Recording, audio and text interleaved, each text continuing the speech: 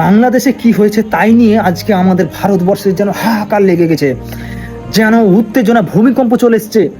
কিন্তু আমাদের দেশে আজকে যে বাঙালি একজন মুর্শিদাবাদ জেলার সুতিতারার অন্তর্গত যে সোহেল রানা ভাইকে যে পিটিয়ে হত্যা করলো, সে কি শ্রমিক বলে তাকে পিটিয়ে হত্যা করলো? সে কি ওখানে চুরি করতে গিয়েছিল? সে কি মুসলিম বলে তাকে হত্যা করলো? আমরা তো কাজ করতে এসেছি, আমরা ভিক্ষা চাইতে আসিনি। আমরা ঘন্টার পর ঘন্টা কাজ করে যাই শুধু পরিবারের মুখে দুমুঠো ভাত তুলে দেওয়ার জন্য, দানা তুলে দেওয়ার জন্য। তাই কি আমাদের অপরাধ?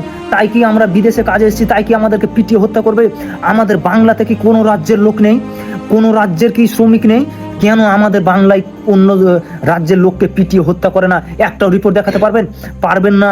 কিন্তু আপনাদের মনে মানবতা বলে কিছু নেই। যারা পিটিয়ে হত্যা করেছে তারা আমার মতে বলে তার মানুষ হতে পারে না, কারণ মানুষ হলে তার মানবতা থাকবে। সে জানোয়ারের রক্ত তার গায়ে বইছে বলে তাকে পিটিয়ে হত্যা করেছে।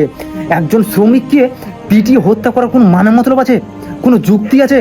আরে যাদেরকে মারার তারা তো অন্য জায়গায় থাকে, তারা আকাশে উড়ে বেড়ায়, তারা কই তো কেউ আজ পর্যন্ত একটাও ধ্বংস হয়নি।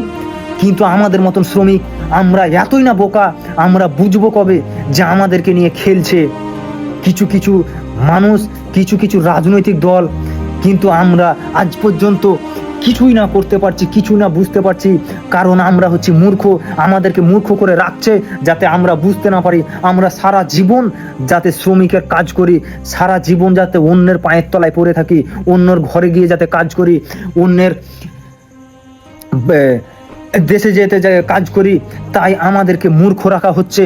কিন্তু আমরা বুঝবো না।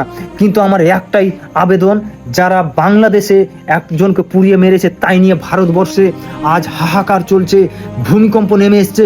আমি চাই বাংলার মানুষকে, একজন শ্রমিককে, একটা ব্যক্তিকে পিটিয়ে হত্যা করতে পারলো, কে করলো সেটা নিয়ে আমি শুধু প্রতিবাদী দেখতে চাই, যে তার সাজাটা কি হচ্ছে, তে কেন মারবে একজন শ্রমিককে? তার কি শ্রমিক হওয়া এতটাই অপরাধ? আরে ভাই, আমরা তো চুরি করি না, আমরা পরিশ্রম করি, রক্ত ঝরিয়ে উপার্জন করি। কেন করি? আমাদের পরিবার আছে দুমুঠো ভাত তুলে দেওয়ার জন্য। আমরা শ্রমিক হয়েই এত অপরাধ করেছি আপনাদের কাছে যে পিটিয়ে হত্যা করতে হচ্ছে আমাদের। আমার ভাবতে ঘৃণা লাগে যে আমরা আসলে কি স্বাধীন দেশে আছি না এটা কোন দেশ? আমরা জানি 1947 সালে স্বাধীন হয়েছে ভারতবর্ষ, হিন্দুস্থান। কিন্তু আজকে কোথায় স্বাধীনতা? কোথায় আমরা স্বাধীন পাচ্ছি?